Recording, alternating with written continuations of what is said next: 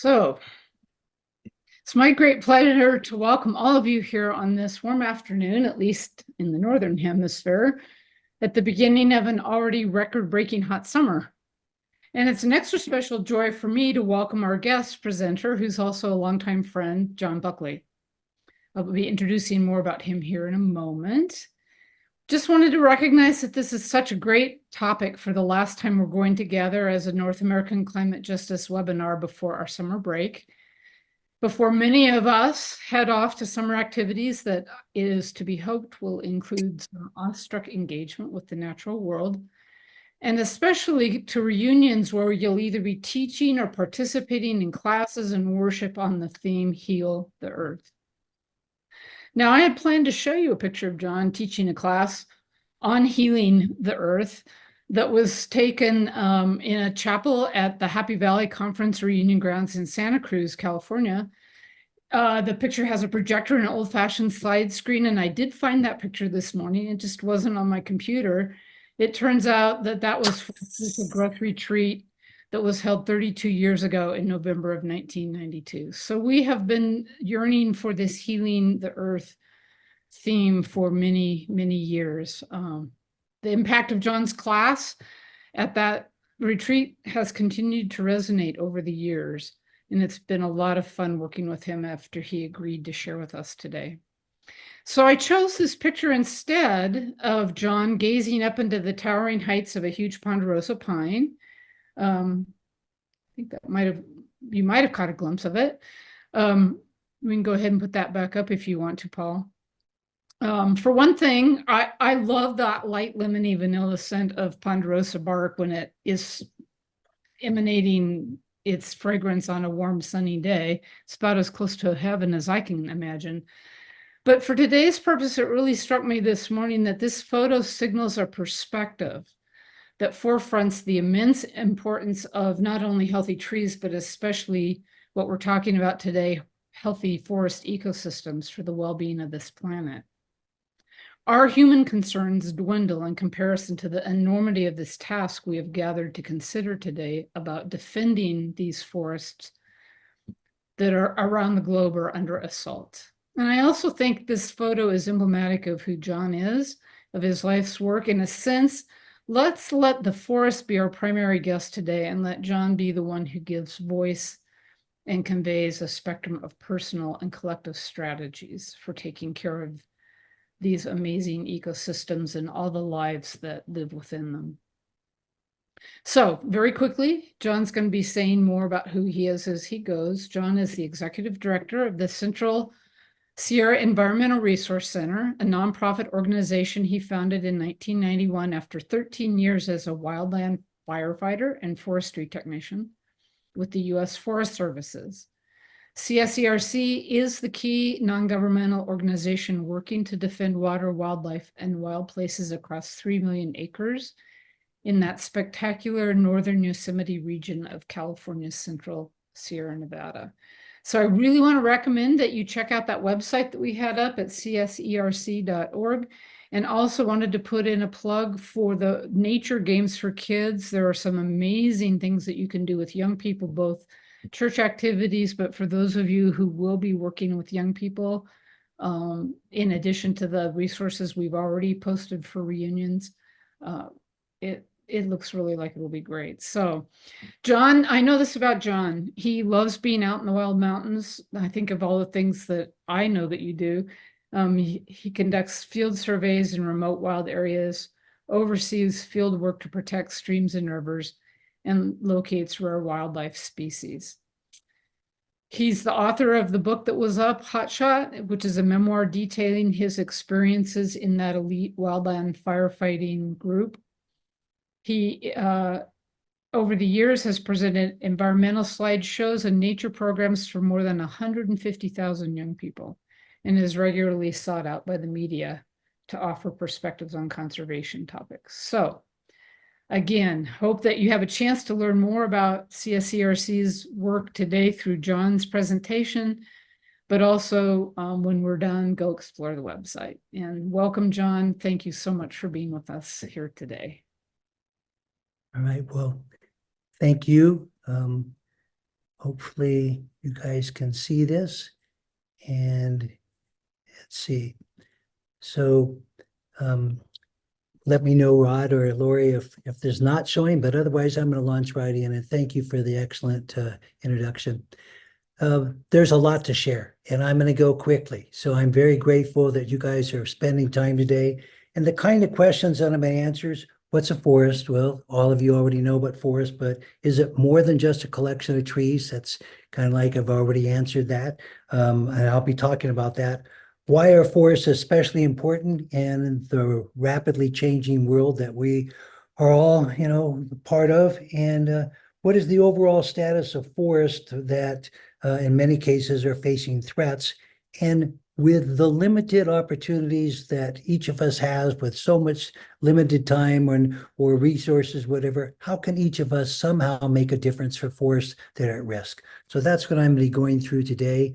And most of the pictures that I have, I've taken in Western Canada, the United States, and a few are in Mexico. But I recognize to begin with that if anyone is on from beyond Northern Hemisphere, North America, that there are forests around the world that share many of the same threats, but also have unique and different threats in Africa or in the Philippines or in Southeast Asia. And so the examples that I'm giving today are more or less setting a theme for the kinds of example or the kinds of threats that can have responses that can reduce the negative effects, the negative impacts in a fashion that makes us feel like it was a meaningful effort. So 1/3 of our planet's land base is covered by forest. And someone mentioned early on the word deforestation before we started here, but deforestation is something that you cannot replace in many cases the huge amount of areas that have been deforested, and it's just tragic. But even so today, based on the best calculations, still roughly 1/3 or so of the land mass is covered by forest. And that can be everything from snow-covered forest to oak woodlands to baobab trees in Africa or Madagascar to the incredible diversity of plants in the rainforest. And I apologize, but I don't think I actually have to apologize to this group if at times I sound like I'm a cheerleader for forests or for nature or whatever, but I am. And I try, to be straightforward and factual, but it's exciting and thrilling. This morning I was out in the forest and I saw a bobcat. So I don't normally see bobcats, but I saw deer, I saw squirrels, I saw a wide range of other species. But just seeing something that's unusual can add to the excitement of just exploring, nurturing, or being nurtured by and feeling awed by the forest wherever they may be. The forests are the lungs of our planet, especially the tropical rainforests and others, but the forests are the lungs of our planet. And through photosynthesis, trees pull carbon out of the air, they produce sugar, they release oxygen. Most of you understand that that's especially important during a time of climate change when pulling carbon out of the air is one of the priorities. So a beginning point is individual trees can be precious. And I have certain trees, and I'll be showing some pictures of that are examples of iconic trees. But in reality, there are, the same way as individual people are important, but there's so much value when you're thinking of all of the trees or all people across our planet and how threats to humanity or threats to forests can be resolved or treated. So I'm not going to dwell on pollution or greenhouse gas emissions or the highly frustrating refusal by the vast majority of political leaders on our planet to just immediately halt fossil fuel consumption and shift away and to greatly reduce many of the other causes of greenhouse gas emissions. So when we have Los Angeles on a smoggy day or Dallas or Tokyo or New York or places in China that are just off the scale with smog from coal-fired power plants and vehicles and all the other things. It's bad, not just because of climate change, but for all the health of the air pollution and all the things it affects. And it affects forests as well. And at one point, I used to have a whole presentation about the Southern California forest having a smog line where trees that were at that line in the San Bernardino National Forest were succumbing more to bark beetles and tree mortality than trees that were above where the smog tended to set. But think about biodiversity, and I know I'm preaching literally to the choir here, but the forest soil. So when I took this picture, I saw the tree frog, but I was taking pictures of the leaves of all of the organic matter. The forest soils are actually very important for sequestering carbon and sequester a large percentage of carbon, far more than many people think. It's not just the trees. The soils are very important, especially clay and loam soils, not so much sandy soils. But the soils also provide for the different kinds of plants. And plants are the base of the food chain. And so just in our Sierra Nevada local region where I'm located, there are 3,500 different kinds of plants. Less than 100 are trees. So when I was teasing Lori earlier before, forests are more than just trees. Trees are spectacular and wonderful, but the forests are, 94% or something of the plants in our Sierra Nevada are not trees, but they're part of the forest web of life. So forest is more than a crop of trees. So if in Southeast Asia, there's a palm oil plantation and there's 5 billion palm oil trees growing, that's not a forest ecosystem. Or if even when there is a healthy forest, the forest is important for more than just storage of carbon.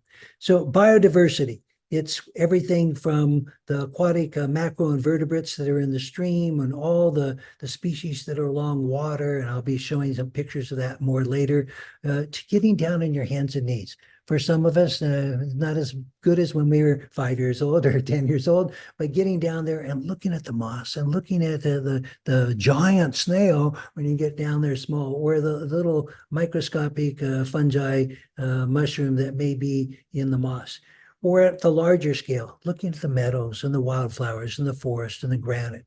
You can see individual flowers or the cedar waxwings or evening grosbeak or wood ducks or the red-winged blackbird, newts, butterflies, king snakes. All of these things are dependent on a web that begins with the plants that depend on the soil and water and clean, pure air to the extent possible, although some are more hardy than others, enduring smog and pollution. So at the top of the food chain, we often, think of like bears of eating nothing but meat, but in reality, bears are very omnivorous, and we have, well, I'll share later, we get them in our cameras, but they're more than glad to feed on berries, or I watch at some point, sometimes in Yosemite, bears literally out there like cattle grazing in meadows early in the spring on all four, just grazing on the grasses or on many other plants that are part of that forest web of life. So even the top predators like a wolf or whatever, which really has minimal diet that isn't meat related, still is dependent for all its prey and for all the food that it's eventually going to get on the ecological web that includes the base. And in forest, we in many cases tend to just think of, well, the forest has trees and the forest has wildlife, but in reality, the forest is a watershed. So one of the most important values of any forest area is holding the water, reducing the amount of, excuse me, reducing the amount of runoff all at once, and providing for a ability to let that soil sink, let that water sink into the soil and be held for the dry season. There are plants out there like snow plants that aren't really so much plants as that they are feeding on the rotting wood of that's down in the soil. But plants and the wildflowers they create may be beneficial for the hummingbird. They may be the food for the deer, or the acorns, or the seeds for the squirrels, or for the nuthatch. All of which, the last three I saw in my yard this morning when I got up. So the nuthatch, the squirrel, and the deer.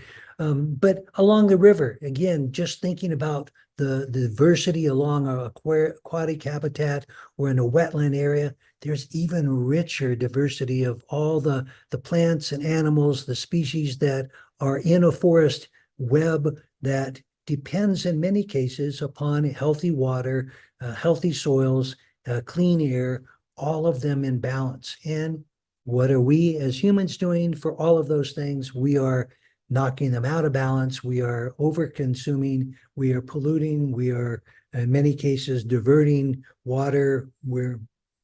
It benefits agriculture or mining or whatever it might be. But there are so many values that are all tied together, woven together as a web. In the same way as, again, at a church, we can talk at a congregation. It's a web of relationships, a web of connections, a web of people partnering together with a spiritual objective, a goal. So when we see this is a bird called an ouzel or a dipper, and they're in many parts of North America. But when you watch, when I just happened to see one about a week and a half ago out below a waterfall, amazingly, they can build their nest of moss out in behind the waterfall, not out, but in behind the waterfall, where the water is going over and there's an air gap of a foot or so, because the water is going so fast it doesn't seep down the wall, and they can raise their babies in this moss nest in behind, and they can walk on the bottom of the river and holding on with their claws, where you and I would be swept away by the power of the water rushing of the stream, just cascading downstream. They can literally hold on and be looking for their food very nonchalantly. It's always impressive. There are frogs and there are dragonflies and belted kingfishers, or up out of the riparian areas, the stream areas, you might see a fox or a Clark's nutcracker, acorn woodpeckers, or porcupines, or mountain lions, or golden-mounted chipmunk, or gold mountain tree squirrel, or that you might see something like this animal. This is a snake that is called a rubber boa, and its head is almost identical to its tail. And the reason I show this is it's just one of the amazing features. The more you really look at all the wildlife in whatever forest you're most connected to, you find these oddities, these things that are amazing. So if a coyote bites onto the end of the snake thinking it's biting the head, it may actually be only biting the tail, and the snake has a far higher likelihood of surviving because it's only the tail that got bitten and not its head. So people go to see wildlife out in forest. Some very ambitious, love to backpack and are out there in wild places. Some just may be out for the day and snowshoeing or skiing. Some during the summer may be at campgrounds or at lakes or reservoir where there's boating and everything. But even here, this happens to be Pinecrest Lake in a local area close to where our center is located. 25,000 people on a weekend may go there, but a few thousand of them will walk around the lake each day because they're looking for wildlife. They're looking to see something out in the forest habitat. They're looking for places that they can feel a connection to nature. And Yosemite National Park is also in close proximity to where our center is. I was over there just about a week ago. I'll be there again on Wednesday for a restoration project, a celebration where a meadow was restored after years of being downcut and eroded. But Yosemite is a place where people crowd literally together by the millions each year to not only see the waterfalls or the spectacular, formations, but to look for wildlife, maybe to see a bear, maybe to see the deer, maybe to see, a bald eagle or whatever it might be that they're yearning to see in a forest. And I use this as an example of a tree that does have special value. So some of the biggest and oldest and most long-lasting trees that have not yet been wiped out, which I'll be talking about, are still protected in parks and in the preserves or even on some private lands because they have such connections to people and to history and the values that we think of when we think how these trees, this tree here may be 1,400, 1,500 years old. Some of them are 2,000 years of age. This giant sequoia is, as you see the woman at the base, it's almost 20 feet across at the base. And it's just an example of something that has lasted so long through all the snowstorms, the windstorms, and other large, just typical big sugar pine in a forest area that people will want to be close to because long before any of their relatives they can even imagine remembering, this tree is 600, 700 years old and is an example of old growth that ties back. So I use a number of these pictures sometimes in presentations to school kids, but this is one that is appropriate for this group because this was a boy at a family camp, not one of ours, but actually a local church camp area here in the Stanislaus National Forest. And his dad sent me the picture saying, that he thought this was a good picture of showing reverence for the forest and for trees. Even with small trees, even with just a few trees, if there's a setting where those trees, where that forest environment makes you feel connected, it can help you to not just see glorious colors or beautiful biodiversity. It can help you perhaps have a moment, especially at a retreat or a family camp or whatever, when you really feel that the forest has helped you connect to an experience that otherwise you might not have had if you were sitting on a street corner in downtown San Francisco or Oakland or San Jose or whatever with all the noise and the distractions. So my background, as Lori mentioned, is I was a firefighter with the Forest Service for 13 years. I've been the director for a nonprofit group now for more than 30 years. I use this picture as an example for our organization because early on in the first years when I was out in a wilderness area in the forest, the bear saw me. I was very close to it. It ran over to the tree. It's a big old tree. And it looked like maybe it was going to climb the tree, but it looked like a tree hugger. And our center and environmentalists are routinely criticized and strongly scolded for being tree huggers by those who don't believe that forest or wildlife or water quality stuff are priorities. And we own it. We are tree huggers. We do at times, like this bear, feel like that, putting our arms around the tree gives you a sense of being connected to security or whatever it might be, but also being connected to nature.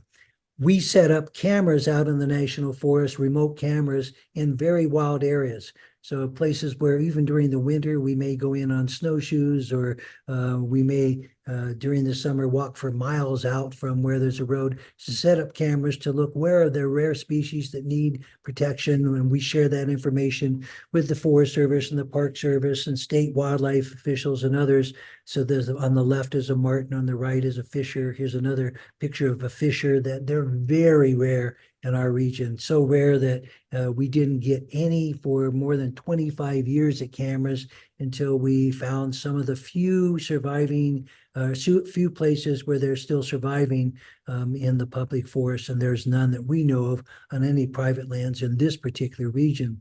But we set up cameras with bait and socks, usually chicken. The animals come, they smell the bait, they rip the sock open, they eat the bait.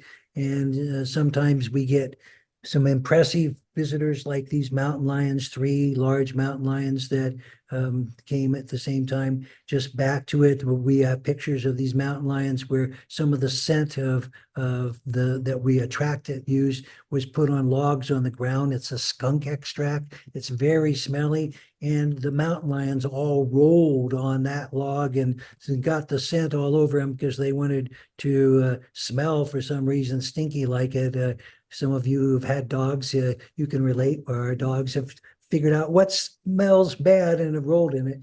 But in addition to doing wildlife surveys, we do so much work monitoring water, being out, looking at rivers, trying to ensure that even though water is clean and pure, that's being stored for public consumption, that we're not diverting so much water from the rivers that there's not enough for fish and so many other aquatic species. Water is actually one of the issues that is most contentious. People are so strongly opinionated if you're trying to affect water that they feel that they is important for their agriculture or for their business or whatever it might be, even though we may be looking for a middle ground on it. But I'll be talking more about logging and forest issues.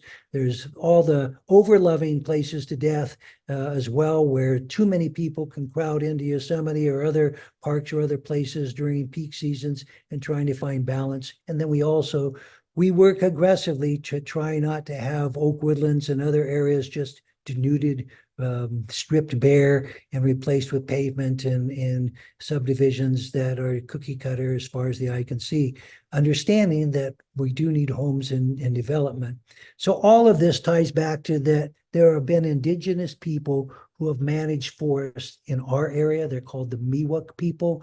But in other areas, there are so many Native Americans who have been connected to forests for, in many cases, thousands of years.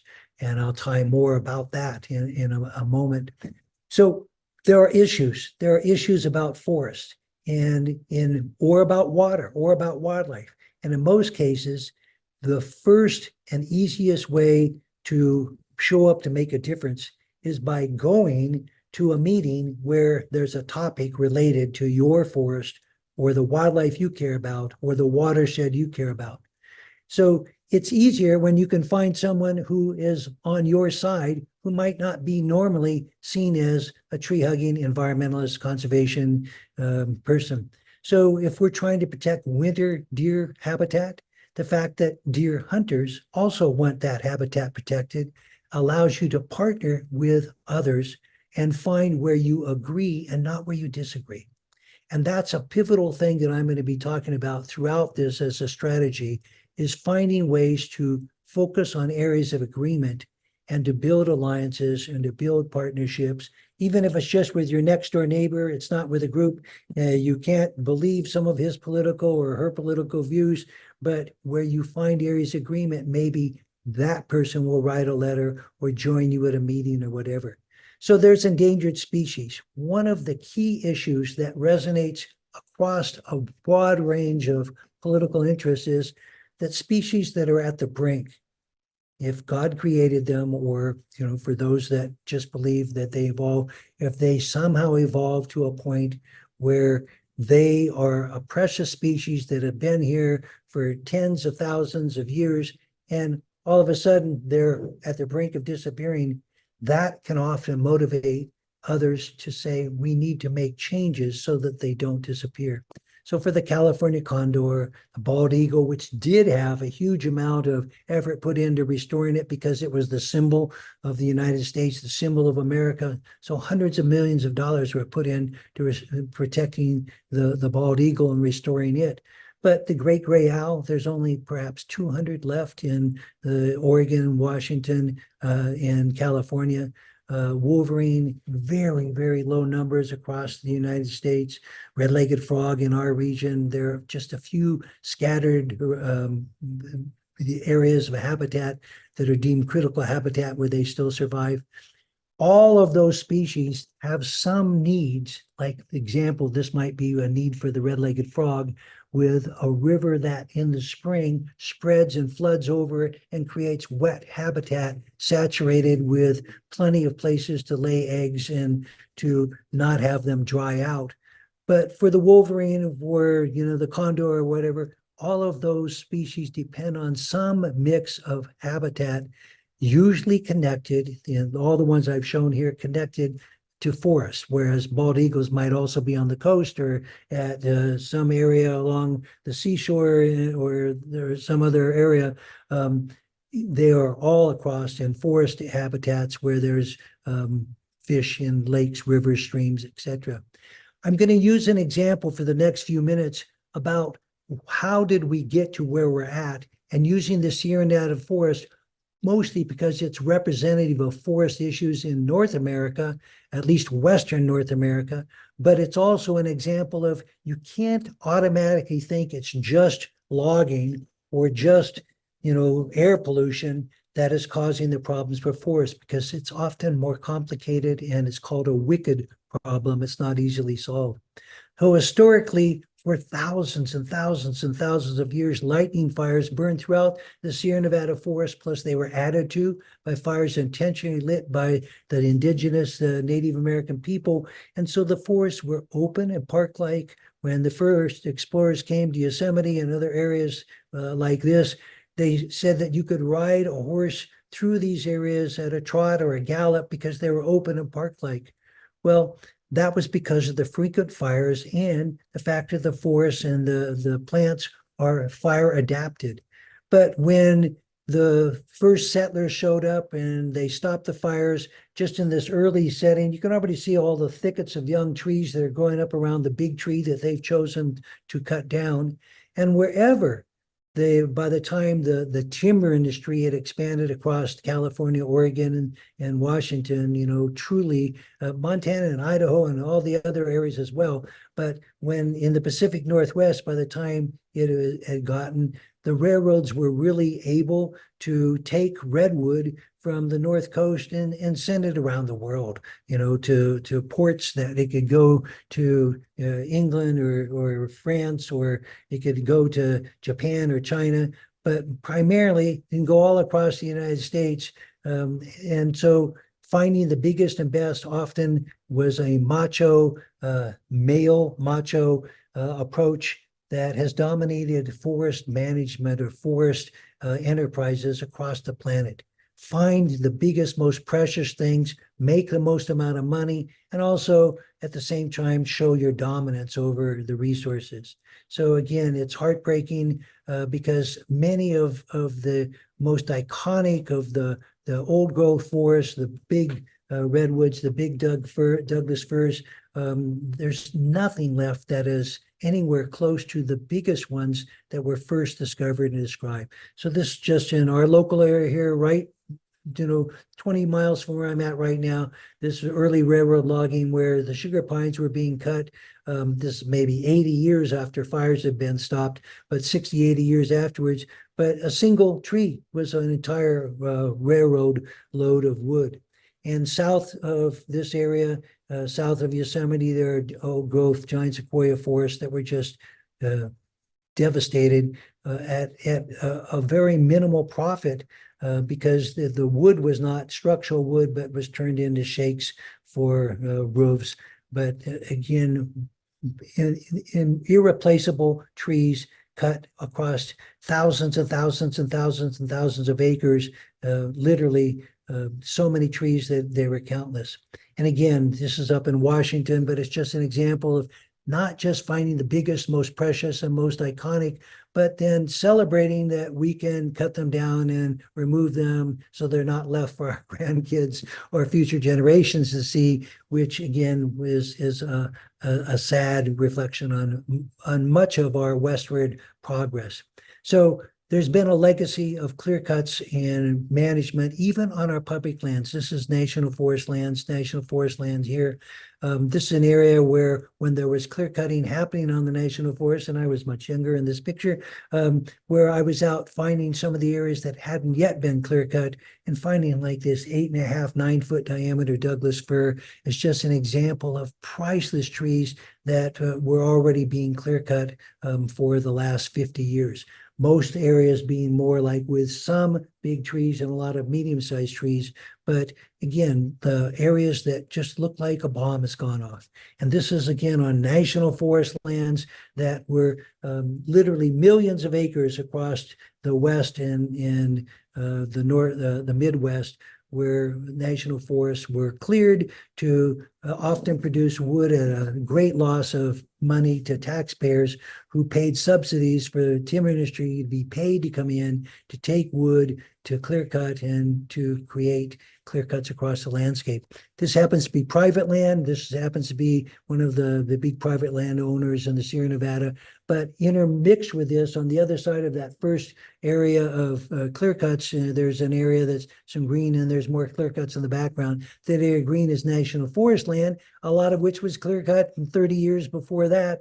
And these are all 20 to 30 acre clear cuts that will all be planted with a single crop of mostly ponderosa pines like this. And here's a picture I took out in a clear cut area on just 4 weeks ago now, out in the forest on private timberlands, where these trees are all about 7, 8 years old, and they are better than not replanting. But I'm going back for a moment. When you replant with so many trees after clear cutting, you end up then with forests that are very thick and dense.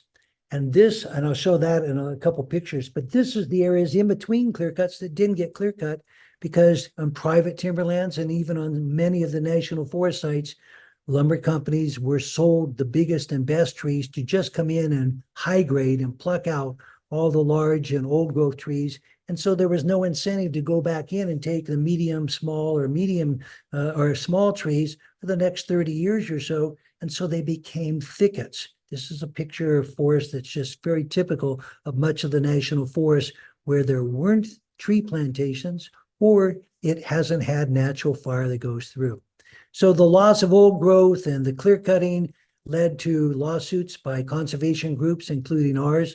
And in the Sierra Nevada, because there were species that were proven to be directly connected, proven by the Forest Service's own researchers and by other government researchers to be connected to old growth and to need to have habitat that wasn't clear-cut tree plantations, the courts ruled and the Forest Service responded by changing their policies for spotted owls, and these are baby spotted owls, and they also for fishers. So instead of, after all the years of decades of clear cutting and removing all the big old trees, in many of the areas that were second growth, there's no giant old trees left, but they can't clear cut them anymore. They have to be open and park-like to reduce the risk of fire, but also there has to be enough trees to provide the cover that's needed by the at-risk species, the spotted owls and the fishers. And wherever there are trees that are 30 inches in diameter or larger, in most cases, due to the court's decisions that came from conservation groups working to protect wildlife, the large old trees are now protected. So it doesn't mean that medium large trees are not cut, and I'll talk about that, but the old growth trees are finally protected. But this is another area in between the clear cuts where years and years of fire suppression just led to more and more and more trees growing. Well, when those kinds of areas burn, it's devastating. Many of you know about the fires in your area. So up near Vancouver in British Columbia, or over in the eastern part of Canada, or in Colorado, or in Oregon and Washington, there have been fires that have been absolutely devastating and destructive. They have not been able to suppress them with all the air tankers and all the hotshot crews like the ones that I used to be on and all the helicopters, because when there is a fuel like this, I took this picture just in the last month, of a forest area that looks wonderful. But all the old trees are gone from it. So it's all these smaller second growth trees that's on national forest, but the trees are so thick with all the smaller trees growing underneath them that even though that can be positive for carbon sequestration, it's only short-term positive until high severity fire or until there's a drought, because all those trees compete for water. So this picture, hard to see, but this is where bark beetles have bored back out of trees, and the sap is showing where the sap flow is for the trees. Bark beetles bore in through the bark. They eat the cambium layer under the bark. They often girdle the tree, and they can hit a single tree with 30 to 50,000 bark beetles all attacking it because of pheromones and a scent that they put out. And so trees die during drought periods when there's not enough moisture. They die by the millions. A single flight by the Forest Service back during a 3-year drought period counted 130 million medium to large trees that had died just that year across just the Sierra Nevada, not counting Oregon, Washington, and other places. So while many parts of the national forest may now not be clear-cut and have younger trees that are growing someday toward being older trees again, because of climate change and so much more drought and so much drier conditions, we're having devastating bark beetle eruptions and in some cases disease as well, where large numbers of trees are dying in such great numbers that they then are dead, dry fuels that make when the next wildfire comes in that much more destructive for the green trees that survive. So fire is a natural part all across the Western United States. Fire is part of a natural ecosystem in the forest, but because we've got things so out of kilter and we stopped fire for basically a century, on national forest and national park and private timberlands. The Park Service was the first to begin to allow prescribed burning or wildland fires, and I'll talk about that. But because we have so much fuel out there, fires in Canada, fires in Colorado or New Mexico or other places are burning at such temperatures and such extreme, there's no way to stop them. They are truly nuking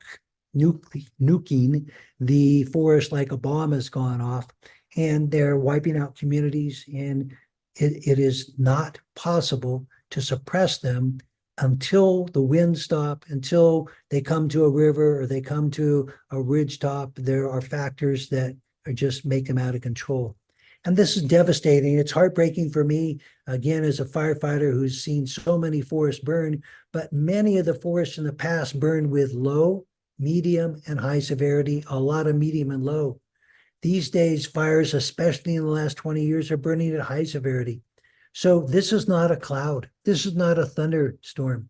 This is a pyrocumulus cloud that formed when the Rim Fire in 2013 burned 400 square miles in the local forest because the fuels were so dry, because the forest had some areas that were bald from fresh clear cuts in the private timberlands, but all the other areas that were tree plantations or trees too close together.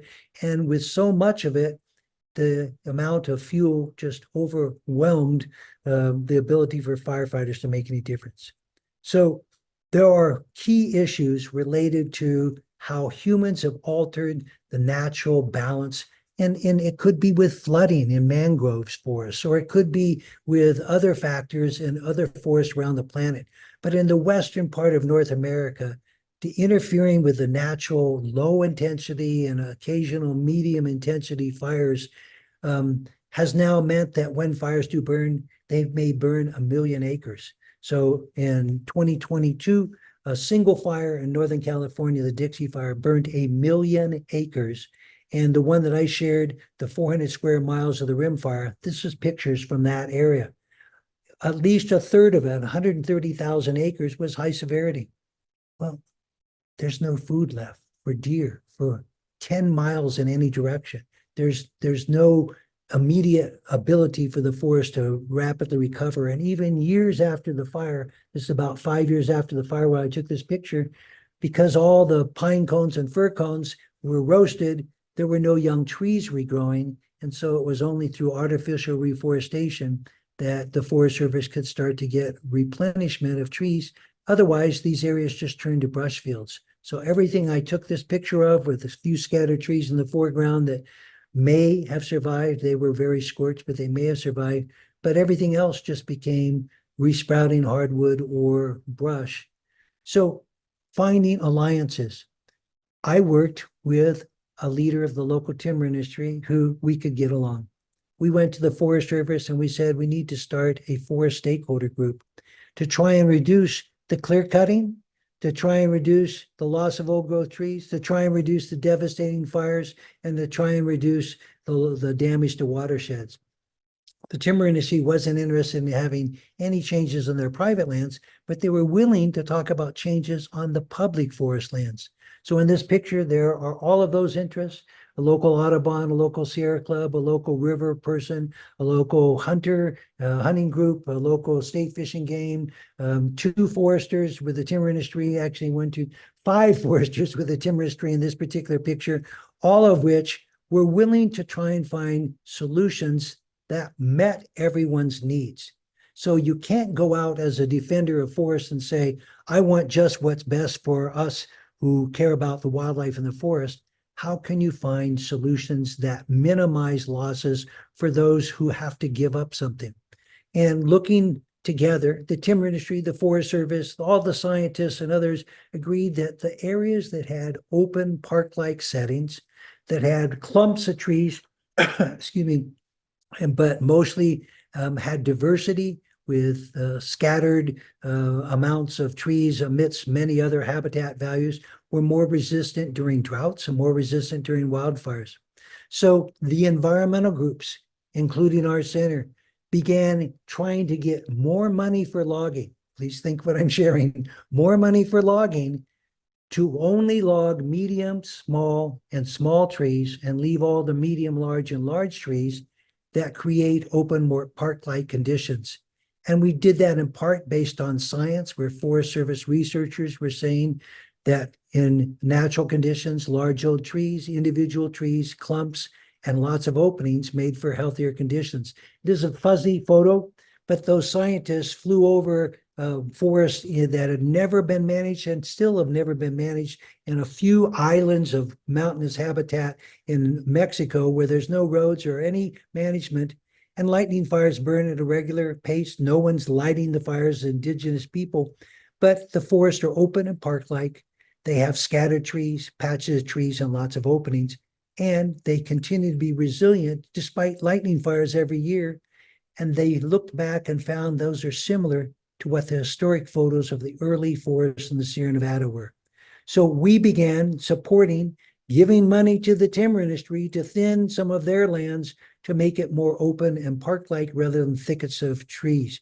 And in the national forest, we began to not only support and get more funding from thinning logging, but to actually praise the Forest Service when they did it correctly, and they left the large trees and they left some scattering of small and other trees.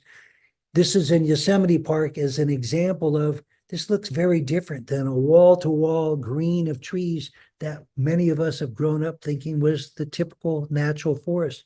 But they found these areas where lightning fires have been allowed to burn for the last 50 years without much management.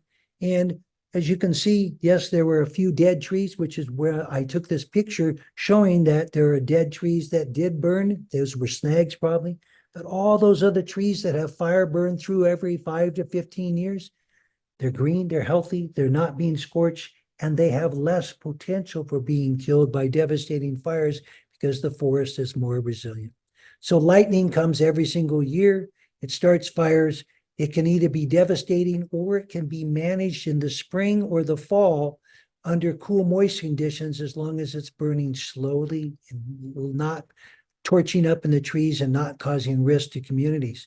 Similarly, the Forest Service and National Park Service, not so much yet on private lands, are beginning to use prescribed burning during the moist, cool spring conditions or after there have been some fall rains, to burn very carefully under no winds, the best possible conditions, and to know that you can put the fire out before the conditions change, because the Forest Service has learned from some tragic lessons of making bad choices. But these prescribed burns actually reduce the amount of buildup of forest fuels, of the branches, the pine needles, the dead trees, all the fallen wood on the forest floor, and make it so that a year or two after the prescribed burn, it can look like this. And then as the wildflowers and ferns and other plants start to regrow, it truly becomes even healthier and more resilient. So it's surprising to see that there can be collaboration between those with the timber industry and heavy equipment and going into the forest, but finding ways that that can meet middle ground, especially with fuel breaks around communities, where instead of clear cutting, you take some of the trees, you leave other trees, you reduce their amount of ground fuels. There's a pile there called pile burning that's going to be burned under the snowy or rainy conditions.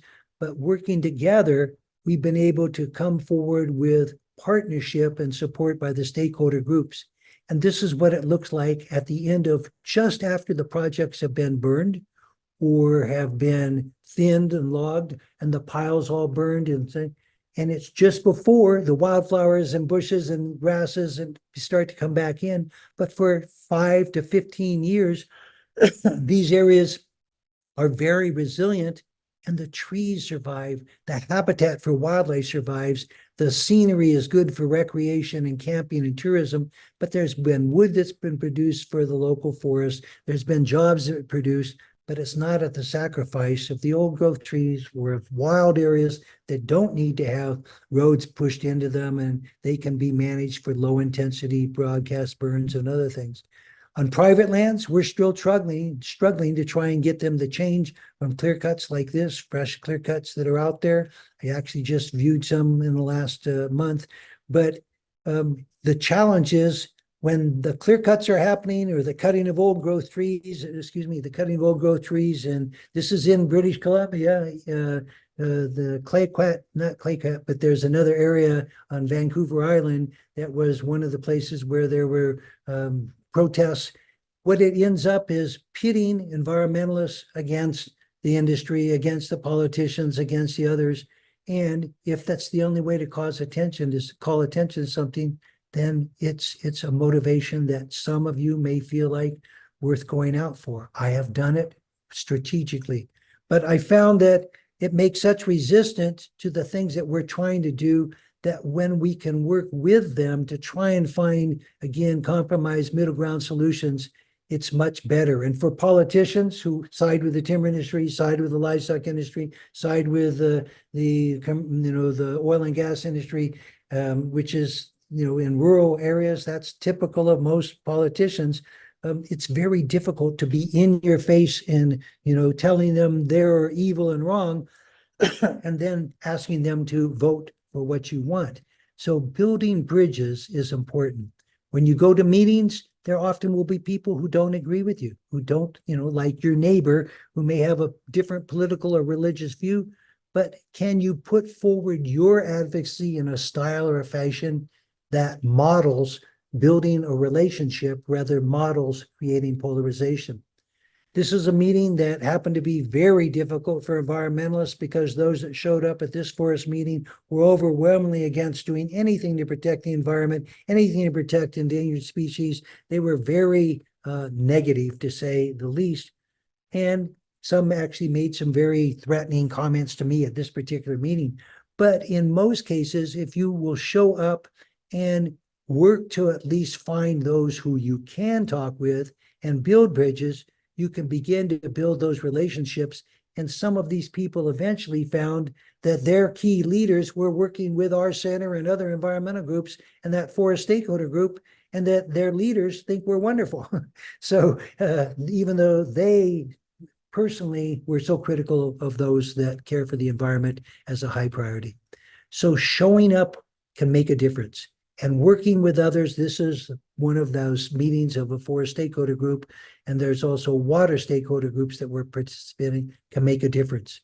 And we've come to the point where we are able to move past years of positions of against logging to be supportive of logging when done in an ecological and middle ground approach, whereas we still strongly oppose clear cutting. We still strongly oppose the cutting of large trees, whether it's on public or private lands, and we still have many other issues that we're concerned about.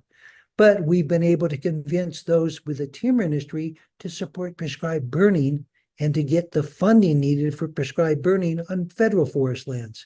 And there's also been a change of social networking where there's an awareness that Indigenous people, the native tribal people, often spent thousands of years managing these forests in a fashion that they were in wonderful condition. They weren't selling the wood, we acknowledge, and they weren't, running cattle, or they weren't mining, but they managed the forest in a condition. And I put this into the slideshow because this is a new report. I've just skimmed it myself, but Braiding Indigenous and Western Knowledge of Climate Adapted Forests is a primer on how agencies and groups can work with local Native people to incorporate what they know from generations of having been part of those forests. So kind of wrapping up, the key thing that may be surprising for many is that while in the past, aggressive logging, and still in many parts of the world, aggressive logging and the cutting of priceless old trees or priceless rainforest areas that are so vital to reducing, the effects of pollution and many of the other challenges that we have, that in some parts of North America and Europe and other places, working in a collaborative fashion can actually allow partnership with some of those who have caused many of the problems. It can reduce the risk of high severity fire. It can create areas that have produced a lot of wood out of this site here, for example, where maybe 50% of the trees were logged, but provided also now scenic and tourism values for the local economy and the local businesses. Obviously, there are steps that in any place you can take that are hands-on.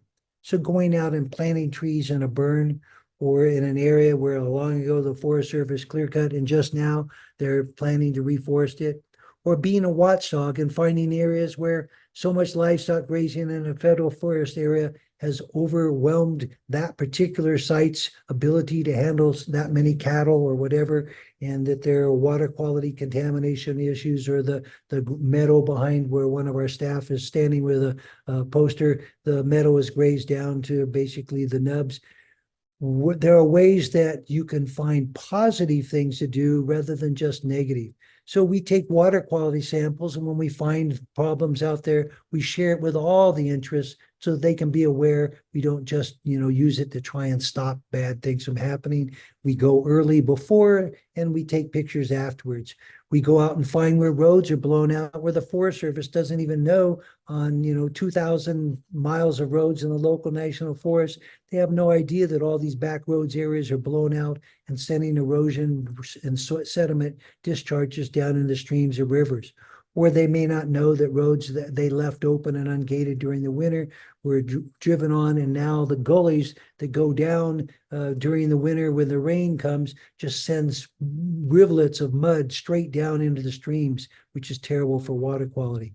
But by getting out into whatever forest area you can possibly access and meeting with this a Forest Service scientist, two representatives from a water interest, one who represents deer hunters and one who was a media reporter who I brought there to meet with all these interests to look for where we could try to find middle grounds that were science-based, because we need solutions. The climate change issue is there may be good news to share before a meeting like this on a few topics, but we could share a lot more negative news. We need more good solutions. We need more good actions as the glaciers fade, as snow melts more rapidly each season. So at one point I was putting on for a university program about climate effects. And the only points that I emphasize here is there's less snowpack, whether it's in, the Alps or whether it's in Himalayas, or whether it's in the forest of Washington, Oregon, or California. Less snow, there's less runoff.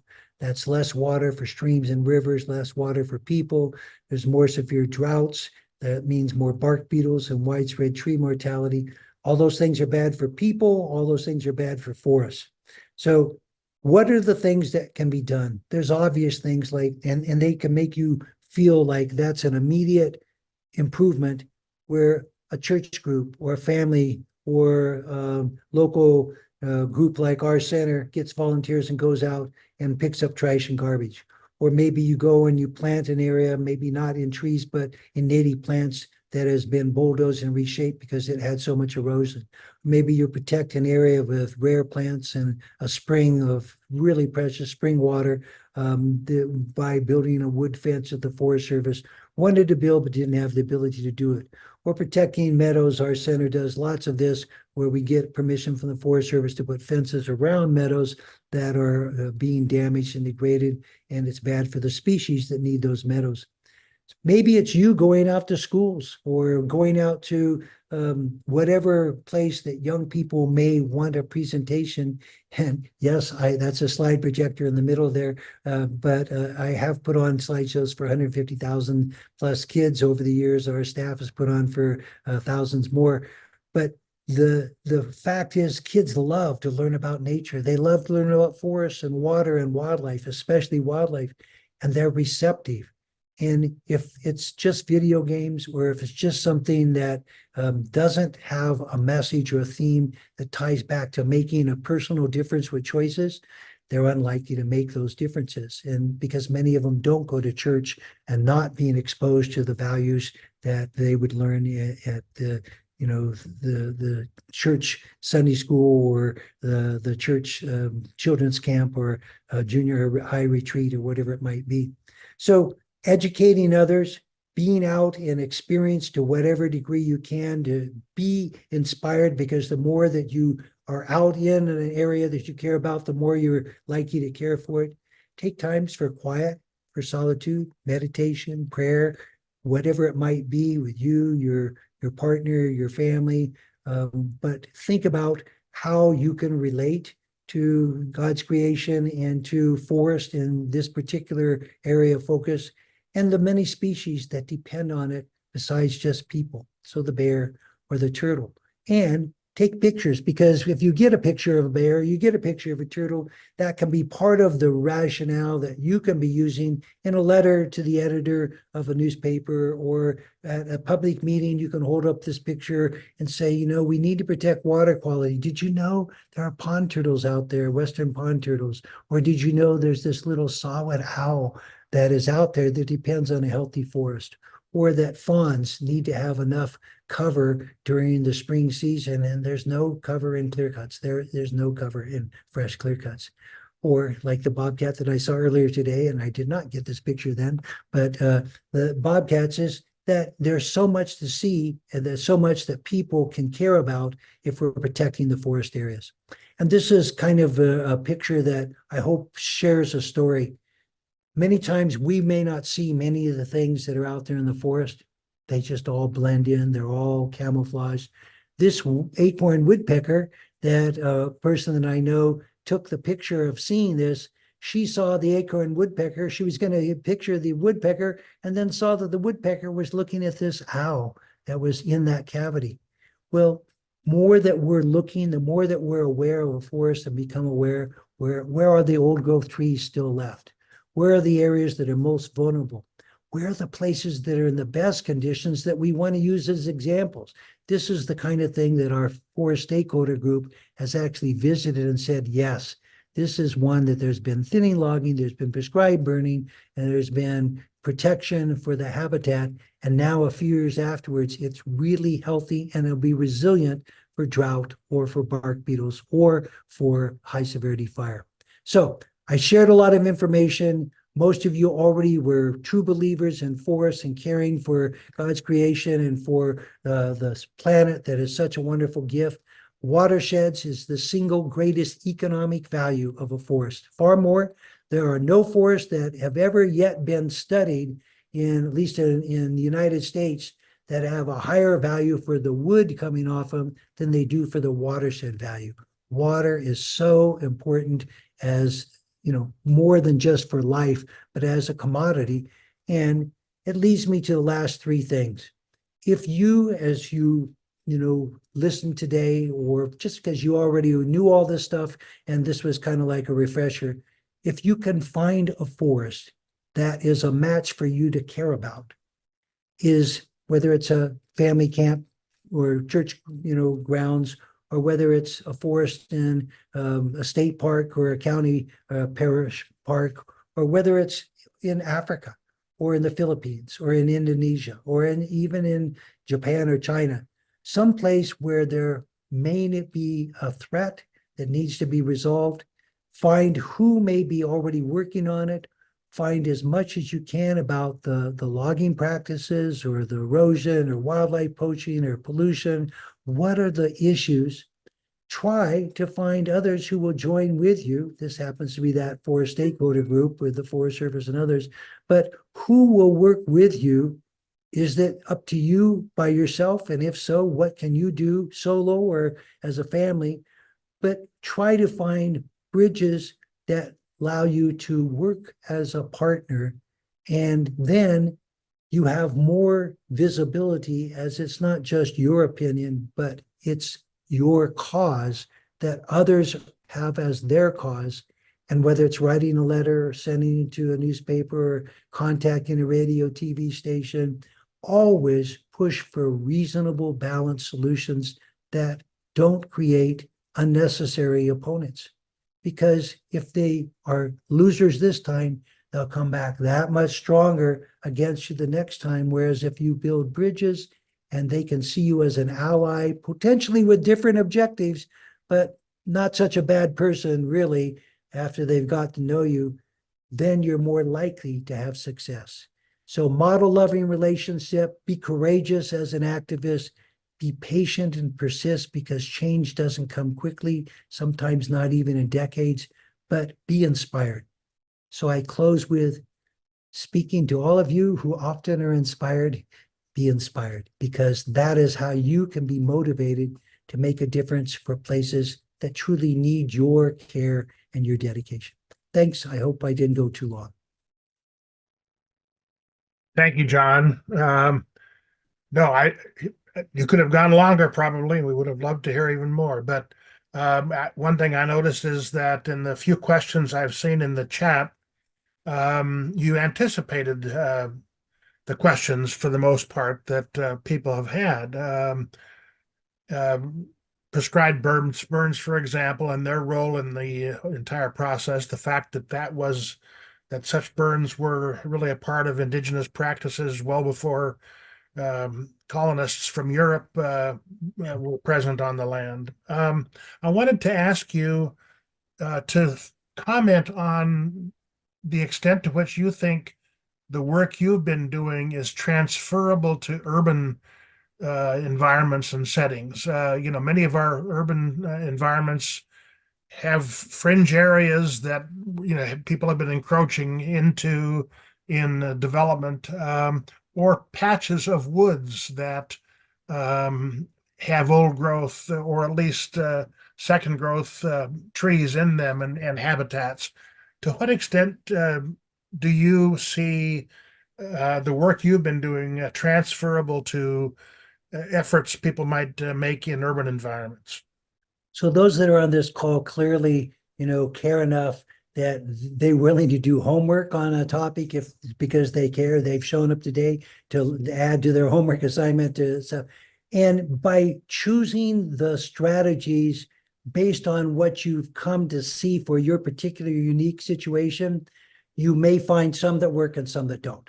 And I think that's an honest answer, because just having special trees at a park can be inspiring for kids, toddlers, junior high, even maybe for teenagers who may become cynical, less easily inspired by a tree. But by having trees protected in an urban environment, there are many benefits. By having patches or clusters or group, patches of trees that end up being not just one island, but a scattering of islands, that allows migratory songbirds or woodpeckers or things to go back and forth. And once you provide any connectivity, so hopscotch, stepping stones of habitat, surprising sometimes how species get in. And it's not just coyotes being in downtown Los Angeles or Seattle or whatever it is, or mountain lions down in places, but wildlife often can find those stringers of habitat and make use of them. So I do believe, even if you think, well, it's not the ecosystem, but it's a park or a patch that could be a park or could be a remnant just of some good forest, I think there's value in urban areas. I think they're perhaps even more rewarding there on their small scale than when you have vast forest areas and you have some timberland here and everything, it's less obvious how valuable they are. Given your area, is there any connection, or can you comment on what you see as possibilities, knowing Happy Valley as you I think do, with what the possibilities are for efforts to advocate for forests and small forests, for example, that are associated with our various campgrounds. What's happened? What's happened, for example, with Happy Valley, if you know? So I have not followed as closely as I probably should have over recent years on what has been done there. But one of the single most precious attributes that almost no one ever saw at Happy Valley was the stream corridor. The stream corridor, it does have poison oak, as I can attest, having got many times, but the stream corridor has steelhead come up that stream in the fall. It's one of the last remaining, I don't know if in the last few years, but at least 10, 12 years ago, steelhead were still coming up that stream. There could be more work done to make sure that there's not barriers of logs or anything that actually block it, or that can create some pool habitat there that wouldn't take money, but might take quite a bit of work by a lot of people to create some habitat there. But having someone come in who's like a fish ecologist and who would probably love to partner with a church group to look for a project, you might get some ideas. And up toward Tiona and some of the places that are back in behind, where I believe I heard that there's been some real alteration of adjacent private land and now perhaps have been purchased. I'm not sure all the details of that, but I heard that some of the area was no longer somewhat sacred. From my growing up as a teenager, that was sacred ground. But there could be the opportunities to make sure that if there are some native trees that aren't really there on that site that could be, that there's some group camp together planting of and caring for getting those trees growing, because 20 years later, the kids who do them will be adults with their kids and will be looking at those and say, remember when we planted those, and vice versa as it keeps on going. Thank you. Michael DeMo, you have a question. You have your hand up just quickly. Yeah. I live in an area where there's forestry, and in our local paper, there's a lot of bun fights. One time you'll have the foresters saying that the protesters saying, oh, they're doing all this damage and not protecting the wildlife. And in another week in the same newspaper, you'll have the foresters saying, oh, no, we're doing a good job. We're subject to environmental laws. But so you don't know who's telling the truth. But I came across this. It's just one paragraph I want to read. Forest certification in Australia. Forest certification has developed as a way of demonstrating the implementation of sustainable forest management practices. To have a forest certified as being sustainably managed, an audit is undertaken by an independent third-party certification body. The audit assesses the forest management practices of a forest manager or owner against the standard for certification. Both native forests and plantations can be certified. So with your talk, like in the newspaper, there's been stories of protesters who've been stalked by foresters and had their families roughed up, and they're, things that are really nasty. But with your talk, I might have the courage now to suggest to these foresters about forest certification and working with them.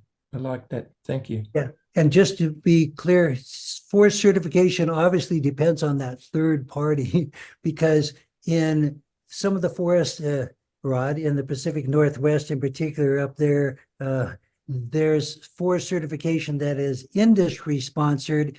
And it says, look we do all these wonderful things. We plant trees after we clear cut, after we log the old growth trees. We make sure that we have a diversity of trees that we're planting. And so it's called greenwashing.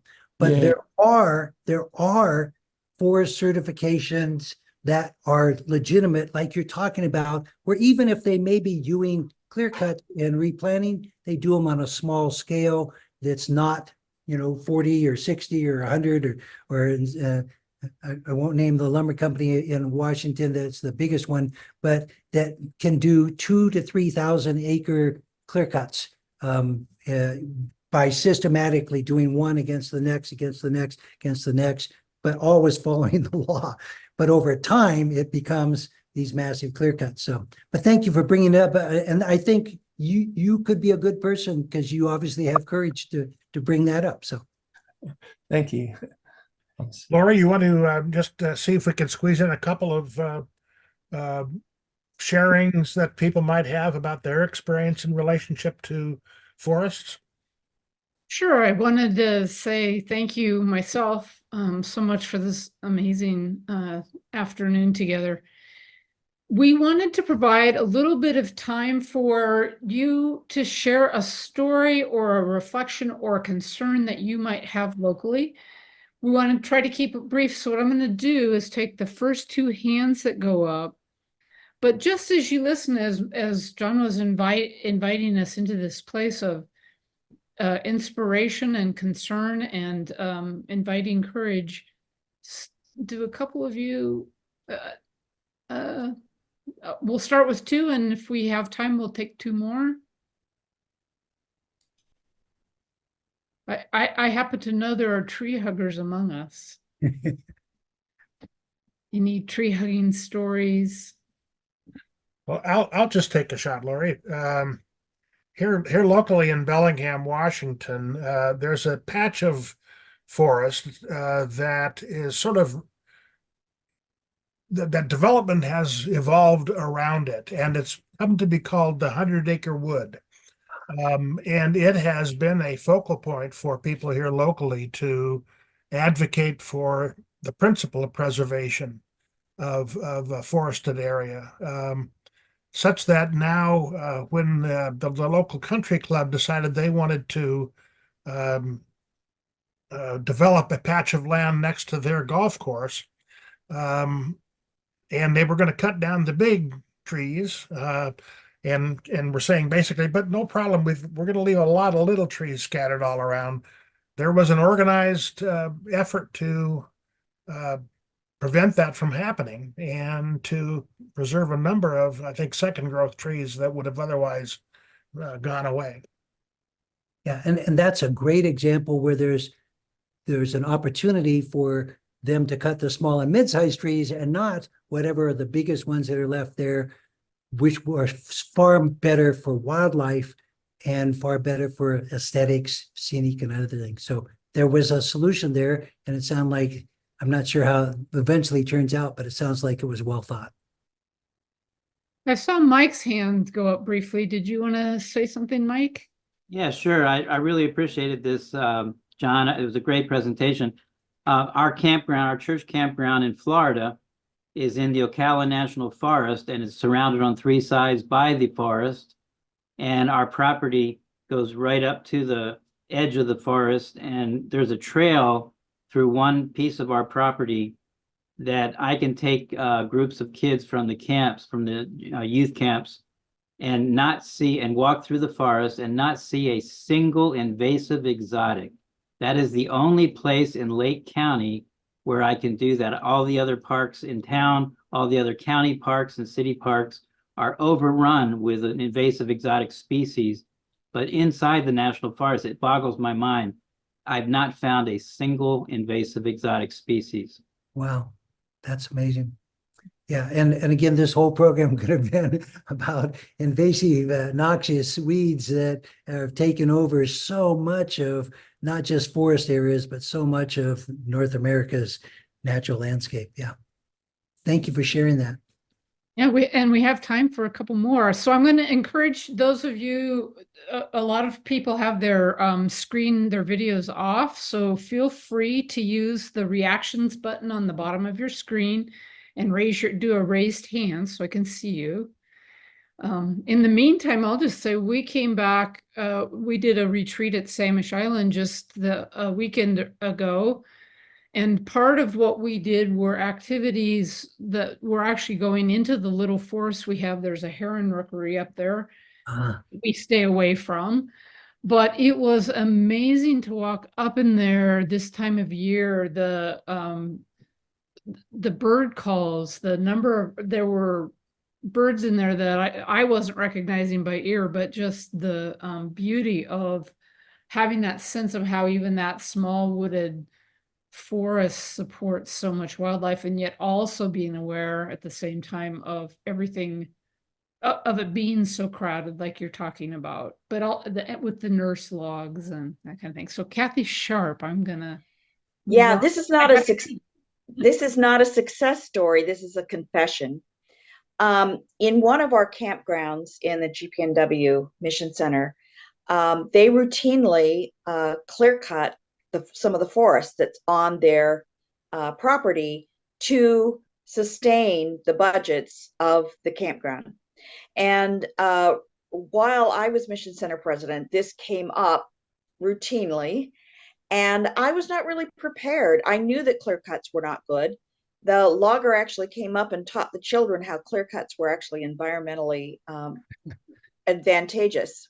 That was helpful. But I think that all of us need to take a look at what our practices are around our campgrounds and how we finance them, and be able to anticipate and plan for better choices. And have those discussions, because when people have routinely done this for generations, they don't question it, and they would be very resistant if there's not another plan in place. In 2 weeks, I'm putting on a presentation for teachers that is all orchestrated by the timber industry, the local mills.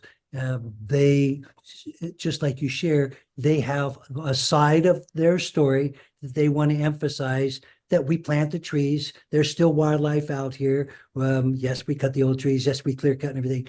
But for your particular past situation, if there had been logging that took trees and helped to pay for the expenses that probably were essential to have funding for, but didn't do it in a complete clear-cut fashion, and did consistently leave what we call, the wildlife trees that are the most beneficial, the biggest or scattered. There is a way to not have win-loss, but to move more toward not having the logger feel disrespected, or those in your church group who feel like that's what they've been doing for years, but to make a change, because just because something has been done, as you pointed out, does not make it consistent with ecological values or changing climate. And the other piece for me, looking back retroactively, and I haven't been in this campground for a long time now, but also that there was guaranteed replanting, but the replanting was going to be all the same kind of trees, like you had pointed out. And I think that that's another area where we could have some negotiation. Yep, very good. Thank you, Paul. We have time for one or two more. Yeah, I was just going to mention, I was at Happy Valley last fall, and I don't remember the specifics, but the camp director was explaining to us that they had partnered with the Forestry Service and got some grants, and they did a restoration project on that stream. And it was pretty expensive. They actually took out a concrete dam of some sort that was blocking the flow of the river. And he did mention something about fish. I don't remember exactly what, but they were pretty proud of that, that they had restored at least part of that stream to its natural state. Thank you for sharing that. That's good news. And I know the concrete that was there, it wasn't a huge one, but it blocked when the water was low. There wouldn't have been the ability for fish to get upstream. Thank you. So we have just this one more time for one more from Caroline. Hi. So I had a question. I had put something in the chat when you were talking about sustainability initiatives, and the other person was talking about the stuff in Australia. One I'm aware of is in North America is the FSC certification, and I just wanted to get confirmation of my understanding that I don't think that that's one of the sustainability ones that is a greenwashing. Is that correct to your knowledge?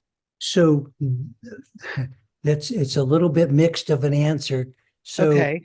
there are two main forest certification ones that now across the country, but there have been some changes in them. And it used to be even on our website, we basically shared that there was this one that was greenwashing and this one that was more believable. But in the last 2 years, I've seen a number of articles that there may be actually more moving toward middle ground for both of them, and the one that's industry supported, even though it's still clear cutting and cutting old trees, are doing more sustainable things elsewhere. So I don't think it's as black and white as it was in the past, but I would be glad if you contact Lori with your email address. I will follow up with you and give you a really up-to-date answer on that question.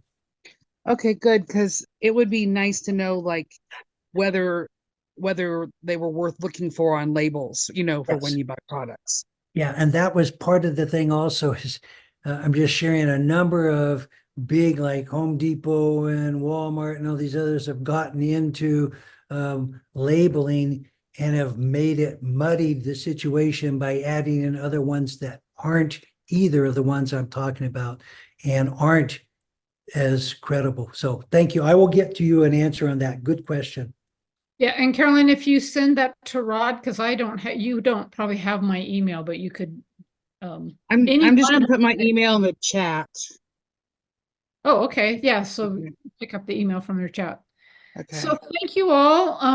We're coming up on our time here. I wanted to make sure that I said that we were able to put the PDF with the forest activist points into the chat, and to remind you that if you can't figure out how to get it out of chat and onto your desktop, that we are also going to post those last 3 more dense slides on purpose so that you can actually have time to sit with them and read them. So let me just close this part by saying how much I really appreciate this emphasis on right relationship. I feel like this today has brought us full circle as we have been emphasizing the sense of the mission that we carry to be restoring right relationships with ourselves, with each other, with the earth, and with all that is holy and sacred. And your emphasis on our activism that comes in this place of building right relationships is a beautiful and amazing addition and the perfect thing to end our year on. But I'm going to turn over to Rod to say a little bit about next year. And to say thank you, the final thank yous. Yes, thanks, Lori. And first of all, thank you all for being here and being part of this presentation, and for your keen interest as shown by the chats and your conversations. This was definitely a very valuable session, particularly as we move out now physically into the summer and the opportunities that exist. I hope you take some of those beautiful pictures that John had as he went through, and perhaps see what you can find out there. Secondly, John, thank you very much. Boy, as an activist, wow, long before War of the Woods at the end of the 1980s, I almost feel like I found a kindred spirit here. And that would be because ultimately what I heard is an openness on your part to always be reevaluating the sense of where we are, the sense of the knowledge we've got, and the sense of what we still need to be refining and reviewing. So I just love this presentation and appreciate so much your willingness to provide that with us today. So hearty, hearty thank you. In terms of where we go from here, this concludes our series for the spring. We don't do anything over the summer because there's reunions, and hopefully you can make it to those reunions because it is the adult or the classes, the focus is on the sacredness of creation. So it's a wonderful opportunity to continue the conversation. And that's part of what John has been saying is conversation is so vital. So please, if you're at reunions and able to, or with your neighbor or whatever, keep these conversations going and stay open to the best understandings that you run across. We will be posting the fall schedule. It takes a while to get it all together. So all I'll say on that is stay tuned, and we'll really look forward to seeing you come the fall. And you'll be getting an email when I've got sufficient information to post what's going to be coming up with the fall. Otherwise, have a wonderful summer, everybody. Thanks for coming. And this concludes this session.